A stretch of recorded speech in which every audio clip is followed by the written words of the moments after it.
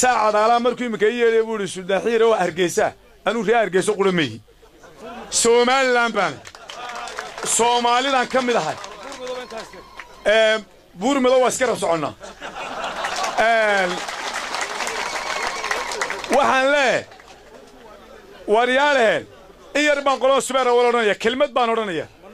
qolo subeer waxay dhahan markaan idhaa fayeenkii baan waxay dhahan ma tihid war laba nabar kala reer Hargeysatiin hadda madaxweynena waa doonaysaan ogow cod weyna waan hayaa afayeenka iyo madaxweynuhu way isku xidhay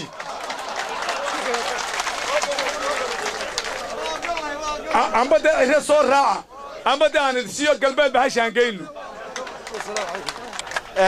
taasi waa taawi waxaan u malaynayaa Suldaan Xiire horaan uga heshiinayo inta siilaan yahay waa afayeenka salaadiinta Soomaaliland cidna ku qabsan mayso xagga yaga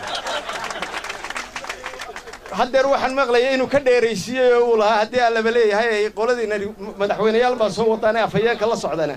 waxaad ogaataan inaanu heshiis ku nahay inta siilaan joogo inuu afayeenka salaadiinta yahay ina Cabdiqaadir rakuma haysano waa suldaanka salaadiinta taasi waa taawiin waxaan u malaynayaa Xiire inaanu halkan dhaafay Soomaaliland mar haddaanu Carabi iyo Ingiriisi midna ku hadlaynin Soomaaliland isafayaan ha ahaado aad iyo aad baan islaam wassalaamu alaykum waraxmatullaahi meesha lagu caleema saarayo Afrika oo dhan baa caleema saarayso mar haddii boqorkii geeska Afrika idin la joogo Afrika way idin dhanta boqorro luqado badan ku hadlana salaantoodii waa la idin ka soo gudbinayaa halka kan ilaa iyo kuwii suuluga يا سلام وحنو دي كسدنا بقركي سولوغا غودا ويلسوريسين وحنو دي كسدنا بقركي بوغاندا دي يوغاندا بانو دي كسدنا سلام بقر متابي وحنو دي كسدنا سليمان وغورو وحنو دي كسدنا